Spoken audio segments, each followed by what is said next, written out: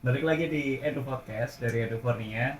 Karena kami percaya bahwa setiap anak adalah tokoh utama dalam hidupnya, maka kita akan coba untuk ngobrol-ngobrol lebih jauh gimana tentang pendidikan atau edukasi di luar atau yang non formal. Nah, ini kebetulan kita ada tamu Mbak Nurul Mai. Selamat sore Mbak Nurul. Selamat sore. Mbak Nurul ini tadinya mengajar ya. Ya, Nah, ini. tadinya di sekolah formal gitu ya, Mm-mm. sekolah swasta di sekolah formal gitu. Mm-mm. Terus di akhirnya memilih jalur yang non formal gitu, Ya. walaupun bidangnya masih sama. Nah, dari sekolah formal ini terkena dampak COVID yang kita harus PTM. Iya betul. Nah, apa tuh yang terjadi waktu itu? Waktu itu kan kita guru-guru juga kan ngajar dari rumah Ya. kan, anak-anak lingkungan sekitar sekitar rumah saya, walaupun bukan murid saya ya, bukan murid saya di sekolah. Mereka kan libur, ya udah akhirnya ada salah satu tetangga yang menyampaikan, tolonglah ini anakku dikasih kegiatan gitu ya, soalnya namanya sekolah di rumah kan yang memantau hanya orang tua, ya nggak terlalu terpantau juga mungkin ya gitu. Akhirnya ya udah dikasih kegiatan ngaji. Terus karena pagi juga libur, ya udah saya kumpulin ke rumah juga, ke kebun belakang gitu ya. Dulu namanya kebun belajar gitu ya, sebelum ganti nama komunitas belajar, karena memang lokasinya berada di kebun kayak gitu. Ya udah anak-anak lingkungan sekitar RT aja gitu yang saya fasilitasi untuk kegiatan eksplorasi gitu ya. Kebetulan belakang rumah sawah juga, kadang kita kegiatan ke sawah gitu ya, kadang cooking, kadang bikin keterampilan dari, kebetulan belakang rumah di kebun itu kan banyak pohon kelapa. Kalau pas ada daun kelapa juga kita manfaatkan untuk bikin kerajinan gitu, atau enggak sapu lidi, atau pokoknya manfaatin apa yang ada di situ. eh, Crafting Crafting ya, intinya ke crafting, cooking, kadang juga jelajah ke lingkungan sekitar kayak asik gitu-gitu. gitu. Dan beberapa kegiatan lain yang tujuannya memang untuk anak-anak sekitar rumah kayak gitu. Sekitar rumah awalnya. Awalnya selang alhamdulillah kondisi sudah membaik, anak-anak sudah mulai normal bersekolah, akhirnya kegiatan yang di kebun saya itu udah off ya, karena sudah anak-anak sudah sekolah. Nah baru tuh saya waktu itu mikir juga, ini kegiatan udah berjalan, udah ada akun Instagram, udah bikin promosi, kalau diberhentikan kok rasanya sayang juga gitu. Waktu itu mikir gimana ya gitu kan. Ingin ingin tetap terus melanjutkan, tapi kondisinya juga sudah, apa namanya, anak-anak juga sudah sekolah gitu gitu. Akhirnya berubahlah jadi nama komunitas gitu, yang mana kegiatannya itu saya luaskan, nggak cuman buat anak-anak sekitar rumah saja, tapi kegiatannya di kota-kota, di daerah kotaan juga gitu. Waktu itu awalnya namanya program dolan bareng gitu, yang playdate lah, kalau kalau mungkin yang agak tahu Agak kayak gitu tahu ya, ya playdate playdate. kayak gitu, playdate. Tapi kalau saya bikinnya nama dolan bareng karena biar lebih familiar dan Ya. lebih enak, apa ya, lebih langsung orang Cilacap tuh langsung denger, oh dolan ya gitu Nah, gitu. ya. Kalau playdate masih agak awam. Iya, iya, belum Gitu, terbiasa. belum terbiasa. Dari program itu yang kita kegiatan pembelajarannya kita lakukan kadang di taman, kadang di perpusda, kadang di kafe, atau kadang di tempat-tempat mana aja sih sebenarnya yang kita jalani gitu. Ya udah, terus itu program yang awalnya tadi, terus program dolan bareng yang kedua, terus berlanjut ada program bimbingan belajar gitu ya. Kalau program bimbingan belajar itu memang di di rumah, waktu pas masih di kebun belajar itu juga sudah ada. Bedanya apa? Kalau yang program di bimbingan belajar itu fokus memfasilitasi anak yang memang mau belajar materi sekolah gitu, Oh. materi akademik gitu Ya, kembali ya. ke akademik ya. Mau mau belajar itu gitu. Sementara kalau yang program di luar itu, eksplorasi, kemudian tadi yang program dolan bareng itu kan materi di luar sekolah gitu. Itu ada program bimbingan belajar, terus program dolan bareng, kemudian berlanjut ke event-event workshop edukasi. Ada crafting, mewarnai, menggambar, ada menyulam, merajut atau cooking. Kita kolaborasi dengan teman-teman yang memang punya skill dalam bidang itu. Saya selaku penyelenggaranya gitu. Nanti ada teman lain yang jadi tutornya gitu. Itu program yang selanjutnya ada workshop edukasi. Kemudian ada event juga, event yang sifatnya kayak mengumpulkan teman-teman kayak edufair gitu ya. Itu yang sempat diikuti ya. Itu salah satu keinginan saya menggabungkan kayak gitu. Menggabungkan teman-teman yang punya talent dan dia memiliki minat dalam bidang pendidikan gitu. Kan nggak semua talent itu ada passion di pendidikan itu enggak. Walaupun dia punya skill keterampilan yang bagus atau punya skill yang ya pokoknya keterampilannya dia bagus, tapi belum tentu dia ada jiwa pendidik gitu, belum tentu kayak gitu. Itu salah satu event itu tadi, event edukasi intinya ya. Terus berlanjut mulai tahun berapa ya ada juga taman bacaan masyarakat. Kalau taman bacaan masyarakat itu intinya ada buku-buku gitu ya. Awalnya koleksi pribadi yang mana ya lumayan gitu ya, sedikit juga sih dari awalnya juga sedikit, terus lama-lama ada orang yang ngasih gitu kan, bertambah gitu kan, bertambah. Terus juga ada dari Perpusnas juga kemarin, alhamdulillah ya akhirnya kita bukalah gitu. Awalnya saya juga tidak langsung meminjamkan buku ke orang ya gitu, karena mengingat SDM yang belum mencukupi gitu, kalau minjemin orang masih sayang rasanya gitu, betul. Takut nggak balik gitu kan. Setuju. Ya kan, takut nggak balik gitu. Nah terus akhirnya baru berani untuk membuka untuk umum gitu ya, koleksi bukunya dalam bentuk taman bacaan masyarakat ya, baru mungkin 1 tahunan terakhir lah, atau hampir 2 tahun ini baru saya beranikan untuk membuka, karena memang sudah ada SDM teman-teman gitu ya, ada teman yang memang membantu mengelolanya gitu. Terus satu lagi adalah galeri gitu ya, yang kita ini ada galeri Pre-Love yang kita fasilitaskan ke teman-teman dalam rangka untuk decluttering barang. Kalau yang sudah punya barang yang sudah masih layak tapi udah nggak dipakai, itu bisa disalurkan melalui galeri Pre-Love. Harapannya itu bisa termanfaatkan oleh orang lain. Jadi tujuannya untuk memperpanjang manfaat atau usia pemakaian suatu barang kayak gitu. Jadi kurang lebih itu gambaran kegiatan yang ada di komunitas belajar semesta alam. Itu menarik banget. Oke, kegiatannya cukup kompleks ya Mbak Nurul, banyak banget. Mungkin kalau saya bisa simpulkan ulang, itu kalau yang di tempat yang standby itu ada galeri Pre-Love sama TPM dan bimbingan belajar. Nah betul. Ini di Kuripan Lor ya, itu tempatnya. Dan saya kemarin ke sana juga tempatnya lumayan oke. Di belakang juga cukup luas untuk kita bikin kegiatan kecil-kecilan ya. Sebenarnya itu musola. Semi indoor outdoor lah ya. Terus yang event-event kayak misalnya tadi kita sebutnya apa nih, event yang periodik ya? Iya. Nah, periodik itu life skill ya, kalau bisa dibilang. Tadi ada crafting, melukis. Ya lebih ke life skill, talent ya. Betul. Lebih ke arah situ. Dan semuanya ini dibungkus dalam satu kata, yaitu edukasi, walaupun bentuknya non formal. Mbak Nurul kenapa memilih jalan ini, membangun komunitas belajar dan taman bacaan, alih-alih jalur pendidikan formal yang lebih umum? Kalau ditanya kenapa memilih jalur non formal gitu ya daripada pendidikan formal atau pendidikan umum, sebenarnya karena lebih fleksibel.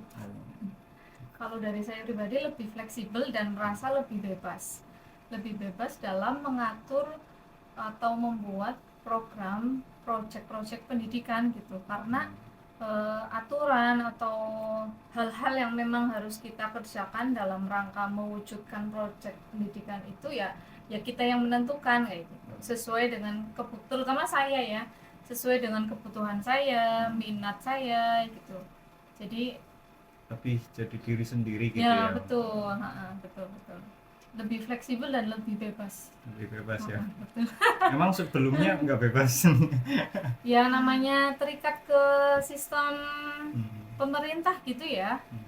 Tentu bukan salah gitu, nggak Nggak salah, sama sekali nggak salah. Tapi namanya ada aturan dari pihak lain, tentu mau nggak mau harus ada yang kita hormati kan, Betul. harus kita hormati, harus kita lakukan, meskipun atau kadangkala aturan atau kebijakan tersebut sebenarnya tidak sesuai dengan kebutuhan kita gitu. Oh, iya. Betul. Iya sih, aku jadi ngerasa nih. Ya jujur kalau pemerintah dalam tanda kutip ya, sekolah-sekolah negeri atau sekolah swasta itu kan sebenarnya sudah punya kurikulumnya ya. Kadang kita sebagai guru tuh sebenarnya sedikit banyak tuh punya kreativitas gitu ya. Betul. Kadang kepentok tentang administrasi, aturan dan sebagainya kayak gitu. Ya sebenarnya nggak salah, cuman ya mau nggak mau ketika kita berada dalam satu sistem yang itu punyanya pihak lain, ya mau nggak mau kan kita harus menghargai dan menghormati itu gitu. Iya. Jadi tetap alih-alih kita mungkin mengubah-ubah sistem yang sudah ada, kita lebih baik menjadi diri sendiri di tempat lain yang mungkin lebih sesuai mungkin gitu ya. Betul. Nah, dari situ Mbak Nurul, kan kegiatan yang cukup banyak ini Mbak Nurul tuh bisa mungkin ya, kalau bayanganku ini bisa mengelola itu semua tuh apa yang bikin Mbak Nurul tuh semangat itu? Karena memang punya passion di bidang pendidikan ya gitu. Memang apa ya, memang jiwanya di situ kayaknya sih.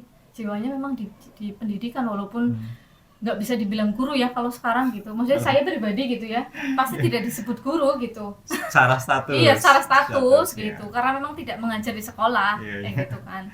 Tapi orang kalau sudah punya jiwa mendidik di bidang pendidikan, mau profesi dia apapun, itu pasti dia akan menyalurkan apa yang dia punya. Oke, tadi ada satu kegiatan yang menarik yang mungkin tadi belum Mbak Nurul ceritain ya. Iya. Apa itu Mbak? Coba. Ya, karena saking banyaknya terus terang ada juga yang kelewat sih. Yeah. Salah satu kegiatan yang cukup menarik buat saya pribadi selaku koordinator acara gitu ya, itu ada jelajah cita-cita. Itu kita kerjasama dengan komunitas ibu profesional Banyumas Raya.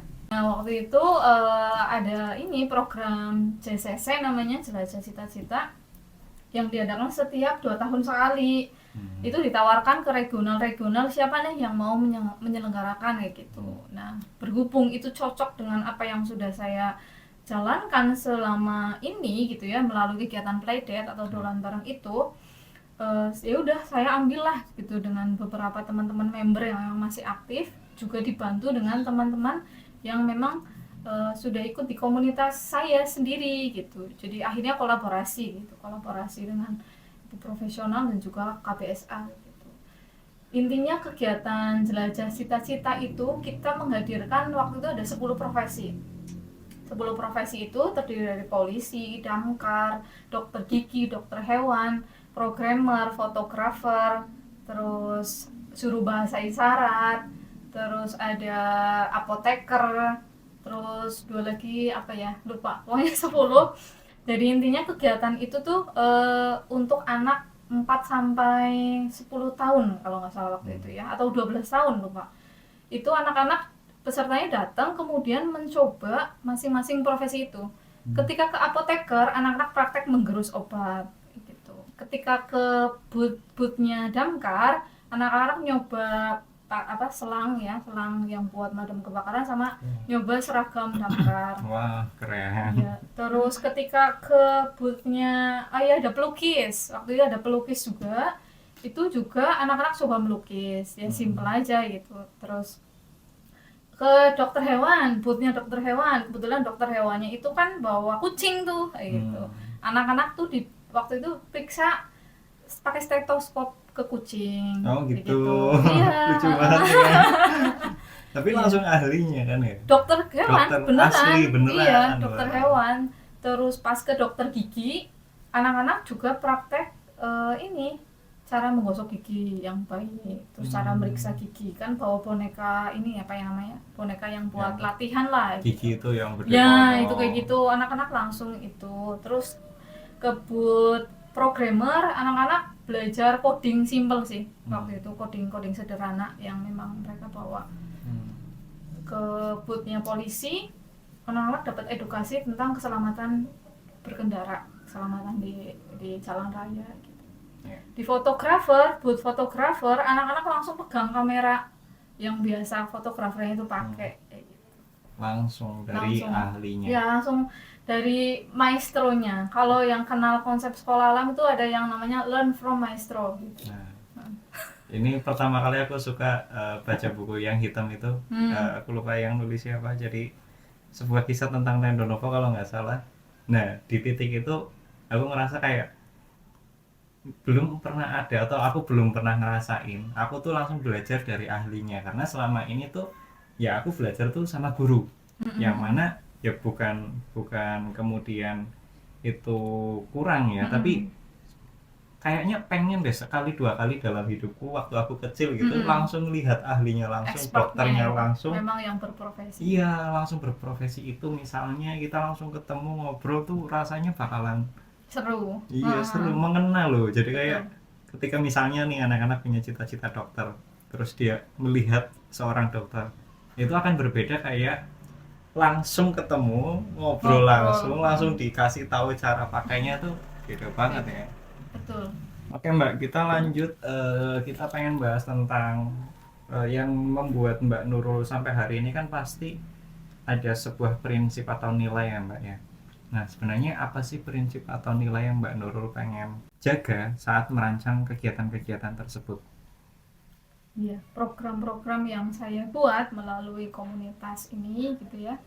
Salah satu prinsip yang saya pakai dari awal semenjak masih memulai di kebun belakang rumah sampai sekarang itu adalah izin mengutip ini pernyataan dari almarhum Ustadz Hari Santosa. Itu salah satu inspirator saya ya. Itu ini bunyinya, mulailah dari apa yang ada, tidak perlu mengada-ngada, tidak perlu menunggu semua ada. Wah, bisa diulangi sekali lagi. Ini kayaknya relate sih, relate. Iya. Mulailah dari apa yang ada, tidak perlu mengada-ngada, tidak perlu menunggu semua ada. Gitu. Itu yang saya pegang dari dulu. Jadi kadang kita merasa takut ketika mau mencoba sesuatu ya, atau mencoba hal baru atau ingin bikin sesuatu yang baru karena merasa aku belum bisa ini, belum bisa itu, belum punya ini, belum punya itu, gitu-gitu ya. Akhirnya justru malah hal itu yang tidak membuat kita untuk bergerak atau tidak mau memulai gitu, tidak mau mencoba karena penuh dengan ketakutan, merasa bahwa belum punya ini, belum punya itu, belum punya apapun kayak gitu yang mendukung kayak gitu. Kalau saya prinsipnya itu mulai dari apa yang ada. Waktu itu adanya ya kebun aja di rumah gitu, pekarangan kosong kayak gitu. Ya udah mulai dari situ kayak gitu.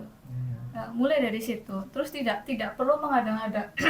Nggak perlu mengada-ngada apa-apa yang memang kita belum ada kayak gitu. Yang mungkin contohnya aku pengen bikin ini tapi harus punya ini gitu, sementara kita belum punya gitu. Ya nggak usah menghayal ke arah sana gitu. Realitanya kan kita memang belum ada gitu, nggak usah mengada-ngada.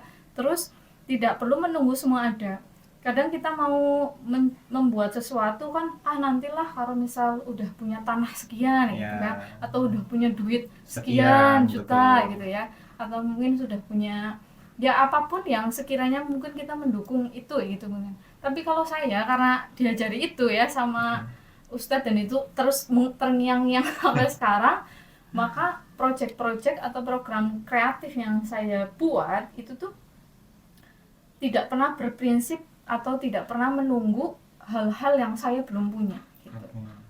Jadi ya udah adanya itu ya itu yang kita pakai, SDM-nya adanya 3 ya berarti programnya kita sesuaikan dengan kemampuan SDM gitu-gitu. Atau sekiranya belum bisa melangkah sampai Z gitu misal, ya udah sampai A dulu juga nggak apa-apa gitu-gitu. Yang penting kita bergerak dan mencoba gitu.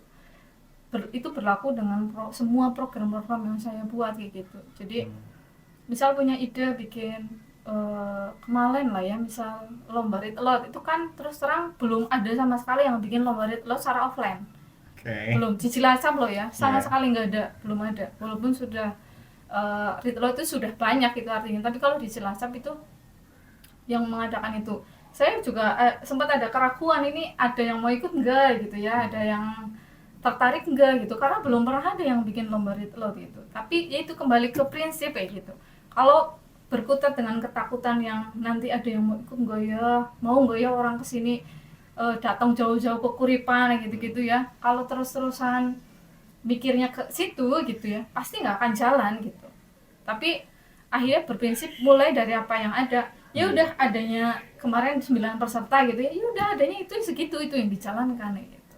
Dan berjalan loh. Itu jujur aku yang di event pertama ya, waktu pertama kita ketemu tuh, Mbak, ini komunitas belajar itu berapa orang sih, itu sistem organisasinya gimana, itu yang pertama kali aku tanyakan. Dan aku cukup kaget ketika ya udah kita jalan aja Mas, nanti kalau ada yang bantu ya bantu gitu. Ya iya. Nah di pikiranku kan ini yang membedakan mungkin cara berpikirnya Mbak Nurul dengan orang-orang lain ya, terutama aku sendiri nih. Kalau aku sendiri kan misalnya nih mau bikin sesuatu tuh harus terkonsep, timnya berapa, harus gini harus gitu. Mbak Nurul tuh tadi dengan prinsipnya bahwa seperti itu yang tadi mengada-ada dan seterusnya, satu jadi kayak tamparan untukku pribadi ya, jadi kayak oh ya aku jadi refleksi juga nih, kadang untuk memulai sesuatu memang nggak mudah ya Mbak ya. Betul banget. Dan kalau kita nggak punya prinsip yang cukup kuat, kita nggak mulai. Pasti akan kalah dengan ekspektasi kita yang takut ini, takut gagal, takut nggak berhasil, ada yang mau nggak dan sebagainya gitu. Oke, ini insight yang bagus nih buat teman-teman yang pengen memulai tapi ketakutan itu masih jadi musuh terbesarnya mungkin ya. Terus kalau tadi kita bahas prinsip Mbak, semua kegiatan yang Mbak Nurul coba buat itu kan ada prinsip kolaborasi juga ya. Betul. Nah, gimana sih membuat anak-anak itu tetap bisa berkolaborasi di dunia yang penuh kompetisi hari ini, biar mereka juga nggak belajar juga untuk tidak toksik dan sebagainya gitu. Oke. Kalau saya terus terang, kalau tadi pertanyaan kan untuk anak-anak ya. Iya, untuk anak-anak. Tapi jujur kalau saya, meskipun proyek saya untuk anak-anak, yang paling butuh kolaborasi sebenarnya saya sendiri Mas. Sebenarnya dari saya. Jadi apapun program ini saya juga diajari sama Ustadz dari Santosa juga ini, bahwa perubahan apapun yang mau kita tuangkan ke orang lain itu tuh harus dimulai dari diri kita sendiri. Jadi ketika memang kita mau melatih anak-anak atau ke orang lain kolaboratif gitu, dengan kolaborasi itu dari kitanya sendiri dulu gitu. Dari kitanya sendiri dulu sebagai orang dewasa atau sebagai guru atau sebagai orang tua gitu yang memiliki prinsip itu dulu gitu. Kita dulu yang mau berkolaborasi dengan orang lain gitu ya, sebelum menginginkan anak-anak juga seperti itu gitu kan. Terus ya itu intinya. Kalau saya terus terang project apapun yang saya buat itu tuh ketika ada orang lain yang misal mendapatkan dampak baik gitu ya, atau manfaat atau ya intinya kebaikan lah, itu tuh sebenarnya itu udah di luar kapasitas saya loh sebenarnya. Jadi gini, maksudnya setiap saya bikin program itu tuh sama sekali tidak meniatkan untuk agar anak-anak itu terinspirasi atau enggak. Yang penting saya bikin program bagus nih, baik gitu. Masalah orang lain mau mendapatkan manfaat dari program yang saya buat atau enggak itu urusan mereka gitu. Jadi nggak ambil pusing hasil. Betul. Betul. Saya nggak pernah pusing dengan hasil. Wow. Jadi mau hasilnya orang lain akan merasa ada manfaat dari apa yang saya lakukan, kemudian mungkin terinspirasi atau mungkin ada rasa kagum atau merasa dan ya kebaikan lah, itu tuh udah bukan tanggung jawab saya terus terang gitu.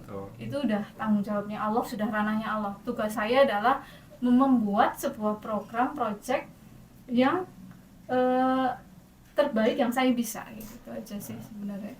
Ini saya kayak rasanya diingatkan 2 kali nih Mbak. Jadi saya juga pernah ngobrol seperti ini, jawaban beliau sama, namanya Mas Insan ya mungkin sama sih konteksnya, bahwa aku jadi ini loh, jadi refleksi lagi ketika beliau bilang nabi saja itu hanya menyampaikan, ya kan, tugasnya hanya menyampaikan, berubah atau tidak Urusan orang itu. itu yang ya mungkin kalau aku sendiri sebagai guru tuh masih punya rasa ingin mereka berubah. Itu manusiawi nggak sih ya? Manusiawi sih. Manusiawi. Manusiawi sebenarnya. Ya kan, karena sebenarnya manusiawi. pada akhirnya kan guru harus bikin ujian. Betul. Ya harapannya di atas 75 gitu-gitulah ya. Ada yang 100. Harapan itu yang kadang mungkin satu ya bikin kita nggak kembali ke fitrah kita, yaitu apa ya, itu tadi nabi saja hanya menyampaikan tugasnya hal baik, tapi kenapa kita mengharap dia berubah? Nah itu yang kadang menyakitkan, kadang membuat kita emosional dan sebagainya, kecewa. Dan itu yang aku harus ulangi lagi hari ini, dan itu harus kita tanamin ya sebagai edukator mungkin lah ya. Edukator tuh ya gimana kita sharing sebaik mungkin, hasilnya memang ada di urusannya Allah. Itu sih. Menurut Mbak Nurul, seberapa besar sih sebenarnya peran orang tua ini untuk mendukung ekosistem belajar yang kreatif di luar sekolah, Mbak? Iya, oke. Sangat penting sebenarnya. Tidak hanya di luar sekolah, sebenarnya di sekolah pun, ya namanya pendidikan lah. Pendidikan itu kan luas ya, tidak terpatok dalam ruangan yang bernama bangunan yang bernama sekolah, bernama gedung gitu. Mau di sekolah, mau di luar sekolah, sebenarnya peran orang tua itu sangat penting. Justru malah lebih penting peran orang tua daripada peran guru sebenarnya gitu. Karena yang mendapatkan amanah untuk mendidik anak-anak itu ya orang tuanya gitu kan. Ya itu ya, kalau kita refleksi pribadi masing-masing ya. Betul. Ya, orang tua tuh benar-benar yang dikasih amanahnya. Yang dikasih amanah, tanggung jawabnya memang tanggung jawab orang tua sebenarnya. Mau diarahkan ke pendidikan yang model apapun, sebenarnya yang pegang kunci tanggung jawab pendidikan anak utamanya adalah orang tuanya gitu. Jadi sangat penting gitu. Mau di pendidikan luar pun ya penting, untuk pendidikan di sekolah ya penting gitu. Yang perlu dipelajari orang tua kan kadang masih sempit maktab pendidikan ya. Banyak orang tua yang berpikir bahwa ketika anak sudah disekolahkan itu artinya sudah terdidik ya. Padahal belum tentu ya. Iya kan, maunya jangan kemudian kita berpikir oh saya sudah selesai nih ya, gitu. Betul. Jangan begitu ya, tetap harus edukasi ke anak juga. Oke, kalau tadi tentang orang tua, sekarang gimana sih Mbak? Kan tadi Mbak Nurul tuh cerita bahwa di samping Mbak Nurul tuh ada beberapa orang yang support, fasilitator dan rekan-rekan mungkin. Nah itu gimana caranya biar mereka tuh tetap semangat dan nggak burn out gitu? Ya, kalau dari saya ngasih jeda, ngasih waktu buat jeda gitu. Jadi untuk program-program event yang sifatnya periodik tadi itu kan nggak yang setiap hari itu gitu. Jadi ya kasih jeda aja gitu, nggak harus yang terus gitu, nggak. Karena seluruh program saya itu karena ingin mengasah kreativitas, minat, bakat, tentu itu juga harus dimulai dari para relawan kan, para relawan fasilitator disesuaikan dengan kebutuhan dan keminatan mereka gitu. Jadi ketika memang untuk proyek A, si A tidak berminat atau memang bukan passionnya di situ, ya nggak apa-apa gitu. Istirahat aja dulu, maksudnya kami ambil jeda, silahkan, nggak ikut apa-apa. Nanti bisa ikut lagi di event selanjutnya atau proyek selanjutnya gitu. Okay. Jadi berganti gitu ya Mbak. Betul, ya. Memang ganti-ganti berganti-ganti sesuai dengan kebutuhan mereka ya. Waktu luang, apalagi kan komunitas ya. Komunitas kan mengandalkan keluangan banget gitu. Yang ya maksudnya nggak yang harus banget. Iya, gitu. Memang dia yang bisa, yang minat, yang memang waktunya bisa, ya ayo kayak gitu. Kalau memang ketika ada prioritas lain yang memang atau nggak lagi capek atau memang lagi capek gitu ya memang lagi nggak ikut ya nggak ikut juga nggak apa-apa gitu. Jadi nggak ada paksaan sih. Nggak ada paksaan tapi event tetap berjalan dengan baik. Nah ini pasti dari diri sendiri kan, kita pasti sebagai manusia ya, ada perasaan, ada batin. Kadang mungkin ya, pernah nggak sih rasa ingin menyerah atau semacamnya, dan yang bikin tetap kuat, tetap jalan lagi, tetap maju lagi tuh gimana gitu? Iya betul. Apapun ya, saya pikir akan ada batasnya kita mengalami kelelahan gitu ya. Kelelahan atau mungkin kebosanan, kejenuhan dan seterusnya gitu. Kalau saya pribadi dalam komunitas ini dari awal saya membentuk istilahnya ya membuat itu tujuan utamanya untuk memfasilitasi saya sendiri gitu. Jadi atas dasar kebutuhan saya dulu. Saya bikin komunitas itu karena saya butuh gitu. Butuh membuat komunitas ini untuk apa? Untuk memfasilitasi sebagai wadah saya mengembangkan potensi, bakat, keterampilan, terus tujuan hidup, terus pokoknya visi misi gitu dari saya pribadi dulu gitu. Kemudian intinya saya membuat komunitas ini sebagai wadah saya untuk pertama belajar, terus berproses, bertumbuh, berkembang, berkarya, kemudian berdampak kayak gitu. Jadi apa ya? Artinya komunitas ini saya bikin tuh sebenarnya bukan buat orang lain aja gitu. Utamanya buat saya sendiri dulu. Saya merasa butuh akan komunitas ini karena saya merasa senang gitu ya dengan menjalani aktivitas di komunitas ini. Syukur-syukur ketika ada orang lain yang mau gabung ya alhamdulillah kayak gitu. Itu sih yang bisa terus menjadi semangat atau spirit ketika mungkin capek. Kalau misal capek ya istirahat gitu. Iya. Kalau pas lagi capek ya istirahat gitu, nggak bikin project, nggak bikin event itu nggak apa-apa gitu ya. Oke. Nggak yang harus memaksakan. Maksudnya bayangan orang kan gini nih, Mbak. Ini orang awam lah ya. Ngapain sih capek-capek bikin event, harus bikin apa kayak Retail Out kemarin harus ngumpulin orang, itu kan capek lah ya Banget kalau banget. ngapain sih capek-capek gitu kan, bisa hidup biasa aja Iya. misalnya gitu. Ya, Gimana tuh? ya itu tadi karena memang saya merasa terfasilitasi dengan adanya komunitas ini. Saya memiliki passion atau ketertarikan dalam bidang pendidikan. Cuman saya menyadari bahwa saya tidak nyaman di pendidikan yang formal gitu. Bukan karena pendidikan formalnya salah gitu, bukan. Tapi karena saya memiliki Cara kecenderungan lain, betul, cara cara lain, lain. jalan lain, kecenderungan ingin bebas berkreasi gitu, tapi masih dalam bidang pendidikan. Nah, wadahnya apa? Sejauh ini saya belum menemukan selain komunitas yang saya buat. Kayak gitu, kayak gitu. Iya, menjadi diri sendiri di situ Iya, ya, Mbak ya. betul. Saya bisa menuangkan apa yang menjadi ide, gagasan, kemudian proyek-proyek yang memang saya ingin buat melalui komunitas ini. Jadi ketika ada perasaan lelah muncul, ya itu wajar ya. Saya pikir itu wajar. Ketika lelah atau berat gitu ya, ya istirahat deh gitu. Cuman anehnya mungkin karena apa ya? Ya mungkin karena sudah passionnya di situ, sudah ada tekad yang kuat untuk mengelola komunitas ini.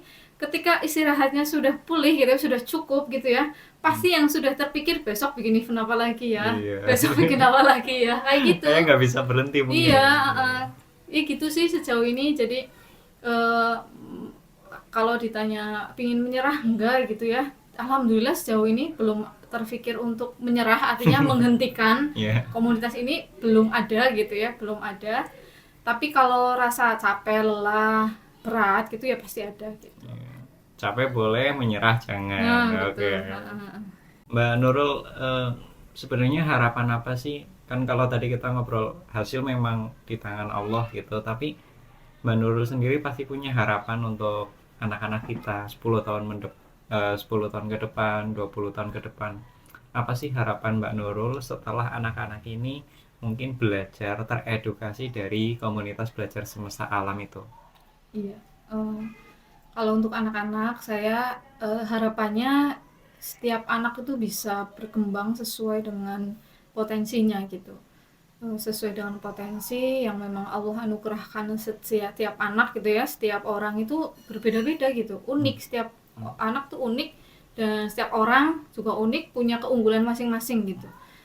Harapannya bisa tumbuh, berkembang, mendewasa dengan tujuannya yang spesifik gitu. Jadi nggak harus yang setiap anak itu pinter matematika semua itu enggak, atau enggak harus jadi polisi semua itu enggak. Jadi dengan pemahaman dari anak maupun orang tua bahwa setiap anak memiliki bakatnya masing-masing, punya keunikannya masing-masing, keunggulannya masing-masing, harapannya lingkungan bisa mensupport untuk masa depannya itu itu sesuai dengan potensinya gitu. Nggak harus setiap anak tuh ranking 1 di sekolah gitu, nggak harus ketika memang si anak itu jago di seni gitu kan. Nah, harapannya dengan fasilitasi program-program yang ada di komunitas belajar semesta alam ini bisa memfasilitasi anak-anak yang memang butuh, yang memang minatnya ke arah non akademik kayak gitu. Walaupun kita juga memfasilitasi yang akademik juga. Jadi kalau saya memandang pendidikan persekolahan atau umum itu sebenarnya setiap kecerdasannya anak itu, setiap bidangnya itu patut kita apresiasi gitu. Kalau yang pada umumnya kan yang kita apresiasi yang akademiknya bagus ya gitu, yang ranking 1 di sekolah atau yang nilai akademiknya bagus itu pintar dia, ya bener gitu, akademik itu pintar, nggak salah gitu. Kalau memang ada anak yang secara akademik itu pintar ya nggak masalah, memang begitu gitu, nggak apa-apa. Tapi yang agak perlu kita pelajari sama-sama bahwa anak yang tidak pintar akademik belum tentu dia bodoh gitu ya, belum tentu dia gagal, tidak bisa di bidang lain. Nah, itu bisa jadi dia keunggulannya di bidang lain gitu ya, bidang seni atau bidang olahraga atau bidang banyak lah, kreativitas, craft dan sebagainya gitu kan. Nah itu sih dari KBSA yang ingin coba fasilitasi bidang-bidang yang mungkin sama orang itu dianggap sebelah mata kayak gitu, yang mungkin kurang dilirik kayak gitu sih. Ya mudah-mudahan itu sih anak-anak bisa berkembang, bisa bertumbuh menjadi pribadi yang unik, yang sesuai dengan potensinya. Tidak hanya anak sebenarnya sih, orang dewasa pun juga sebaiknya bisa berkembang sesuai dengan potensinya masing-masing. Nah, ini sebenarnya mirip-mirip ya kita ya Mbak ya. Jadi karena mungkin literasinya sama, sudut pandangnya juga mirip-mirip. Makanya Edufornia juga punya visi bahwa setiap anak adalah tokoh utama dalam hidupnya. Itu kita pakai kata setiap anak. Karena memang kita nggak bisa bilang semua anak. Nah, ini perbedaan konteksnya adalah kalau kita bilang semua anak, berarti kita berpikir bahwa misalnya tadi dalam satu kelas itu semua anak harus ranking 1. Iya betul. Nah, kadang kalau di cerita film-film lah ya kita bahas kenapa tokoh utama ini jadi kata juga ya, karena saya sendiri kesulitan mencari kata yang tepat untuk anak-anak unik. Ya, itu memang yang satu dibawakan oleh beberapa edukator kita, Pak Lendonovo juga, setiap anak unik dan sebagainya. Nah, saya harus mencari satu kata yang menggambarkan yang nggak cuman unik kayak gitu, nggak cuman unik tapi ada proses. Nah, untuk menggambarkan proses ini yang kadang satu ya, orang itu nggak langsung berpikir bahwa misalnya kalau tadi kita bahas yang ranking 1 nih, jadi ranking 1 ini kan mungkin pintar, mungkin secara genetik juga ada bawaan orang tua dan sebagainya, rajin juga. Tapi kan misalnya dia mau jadi tokoh utama dalam hidupnya, itu apakah dia kemudian malam nggak belajar kemudian ranking 1? Saya yakin ini ranking 1 juga pasti tetap ada belajar. Perjuangannya. Nah, itu yang kita tetap harus apresiasi juga. Mbak Nurul juga setuju. Kita apresiasi untuk bidang akademik, memang ada orang-orang, memang ada yang unggul di situ. Anak-anak di situ. Tapi di luar itu juga ada anak-anak lain pintar melukis. Ya, gambar, nyanyi dan sebagainya. Dan sebagainya. Oke, kalau tadi itu kita udah bahas tentang komunitas belajar semesta alam. Nah, ini kalau yang nonton mungkin penasaran gimana sih caranya kita bisa ikut kontribusi untuk edukasi di Indonesia. Gimana Mbak caranya Mbak?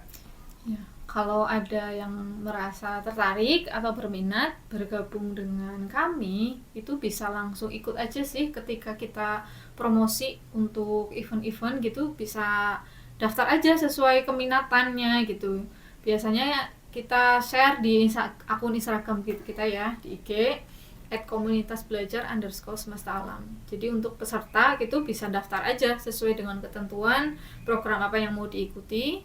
Kemudian kalau mau jadi misal fasilitator nih atau tertarik jadi volunteer, itu juga bisa DM atau bisa chat ke nomor WA yang ada di Instagram, di bio itu juga ada. Kalau memang ada yang tertarik mengambil bagian ya, mengambil peran kepanitiaan lah istilahnya, atau tertarik di proyek-proyek kami, itu juga bisa. Terus kemudian kita juga membuka kesempatan untuk berkolaborasi kepada pihak-pihak lain ya, misal yang sudah punya brand sendiri kayak gitu ya, misal kayak Edufornia itu kan udah punya brand sendiri, itu juga bisa gitu. Yang pokoknya teman-teman yang punya passion dan keminatan di bidang edukasi ya, khususnya edukasi kreatif itu bisa berkolaborasi, baik itu dia atas nama pribadi atau sudah punya lembaga atau punya UMKM atau punya komunitas, siapapun itu yang memang tertarik nggak apa-apa gitu, bisa gabung aja melalui Instagram, bisa DM atau ke chat ke nomor WA yang ada di bio Instagram gitu. Oke. Ini contoh aja nih, misalnya saya orang tua Mbak, berarti misalnya anak saya ikut nanti WA aja gitu ya, Ya, daftar. kan nanti ketika ada pembukaan program tertentu gitu ya atau event tertentu, itu kan ada kontak person yang bisa dihubungi untuk mendaftar gitu. Itu untuk kalau mau jadi peserta lah ya. Tapi kalau mau, kita juga membuka kesempatan buat yang mau jadi volunteer atau fasilitator atau kolaborator. Itu juga bisa. Nah ini kalau tadi contohnya orang tua, kalau misalnya saya punya kafe gitu, misalnya saya pengen nih anak-anak mencoba bikin kopi, nah itu bisa ya Mbak ya, beberapa event kemarin bisa. Kita pernah bikin yang temanya barista kids dua kali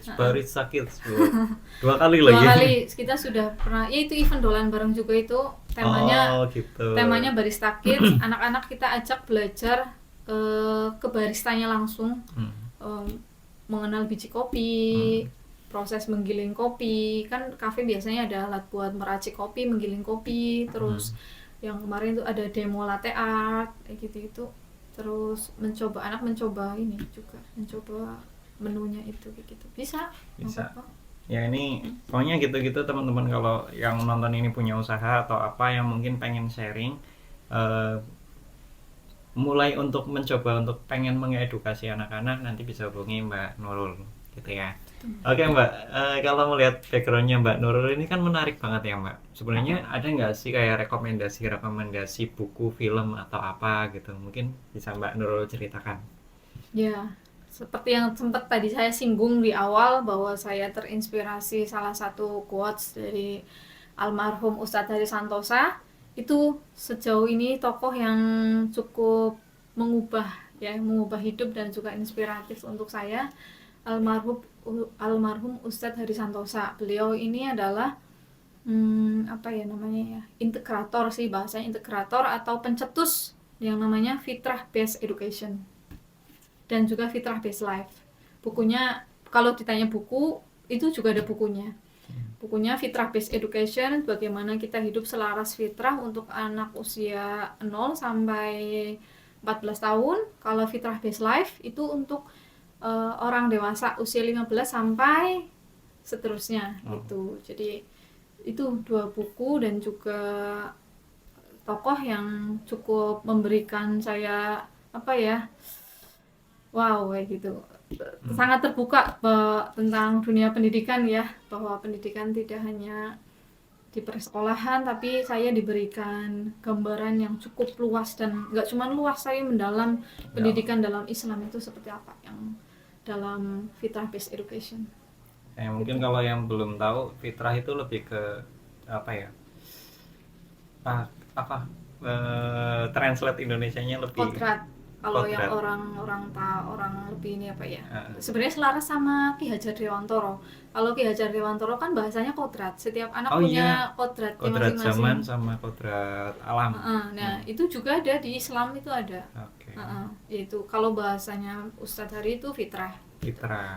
Tapi kalau mau yang lebih umum, lebih general gitu ya, ini aja Ki Hajar Dewantara itu. Oke. Ada lagi selain itu? Mungkin film atau komik mungkin. Komik apa ya? Komik nggak ada sih kalau One komik. Piece enggak One Piece? Ini Iya, lagi rame nih One rame, Piece nih. iya betul. Buku yang paling sih itu. Kalau buku-buku lainnya banyak sih sebenarnya yang mendukung kayak gitu ya. Mungkin bisa mendukung. disebutin nanti biar teman-teman oh gini toh gitu. Buku ini juga ada yang pendiri Salam loh, bukan sekolah biasa, Pak Toto Raharjo, Toto Chan, kayak Oh, gitu-gitu. Toto-chan. Iya kan? Punya Itu kan sih. Gimana setipe-tipe ya? kan kayak gitu Iya, kan. iya. Toto Chan, terus bukunya Pak Toto sama Bu Wahya itu yang pendiri Salam Jogja, Sekolah Sanggar Anak Alam. Itu kan Belum. ada beberapa buku itu. Oke. Itu juga ada buku. Masukkan keranjang teman-teman. Ada Terus? gitu, ada. Berarti Indonesia lah ya. Iya itu Mostly. Indonesia, betul. Indonesia sih, Indonesia yang mungkin lebih relate kali ya, Iya. relate dengan kehidupan saya pribadi di Indonesia. Betul. Kalau saya kayaknya relate-nya yang luar-luar gitu. Oke teman-teman, ini kita sudah sampai di penghujung. Seperti biasa kita ada refleksi, Mbak Nurul. Kan sudah sejauh ini ya Mbak. Apa sih yang Mbak Nurul pengen refleksikan sampai di detik ini? Gitu. Terkait dengan apa yang sudah dilakukan gitu Iya. ya sejauh ini, yang paling membuat bersyukur ya sebenarnya masih diberikan umur ya gitu ya, masih diberikan kesempatan, waktu, dan juga kesehatan untuk mengelola apa ya, mungkin yang orang-orang anggap nggak ada apa-apanya gitu, tapi buat saya cukup berharga, cukup penting, yang menurut orang lain itu pasti melelahkan gitu. Orang-orang yang mengerjakan memang melelahkan sih sebenarnya. Memang realitanya itu, tapi yang bikin bersyukur, merefleksikan ya ternyata Allah mampukan gitu. Allah mampukan saya menjalani ini gitu ya, dengan berbagai macam tantangannya, berbagai macam kesulitannya, nyatanya masih Allah izinkan bisa terus konsisten sampai sekarang. Ya itu sih yang paling bisa untuk disyukuri gitu ya. Kadang orang mungkin bersyukur ketika udah punya rumah, punya hal-hal fisik kayak gitu ya. Memang hal-hal itu belum saya punya gitu, tapi itu rasanya bukan alasan saya untuk tidak bersyukur kayak gitu kan. Wah, ya kan? Jadi bersyukurnya Mbak Nurul tuh dengan masih bisa melakukan sesuatu gitu. Betul, masih bisa melakukan apa ya yang membuat orang lain itu rasa terima kasih gitu. Yang paling bikin kadang kan aku ngerasa ya udah lakuin aja lah gitu. Cuman kan kadang terutama pas di galeri ya, ada sering lah, nggak cuma sekali dua kali tuh ada cerita unik dari orang-orang yang datang ke situ tuh kayak nggak nyangka gitu. Ini beneran gratis gitu. Oke, terima kasih banget Mbak Nurul untuk insight-nya hari ini. Mudah-mudahan berdampak untuk penonton, dan ya semoga kita bisa lanjut di event-event selanjutnya. Amin. Oke, sekian Edu Podcast hari ini. Semoga bermanfaat. Sampai jumpa di Edu Podcast selanjutnya, karena kami percaya setiap anak adalah tokoh utama dalam hidupnya. Dadah.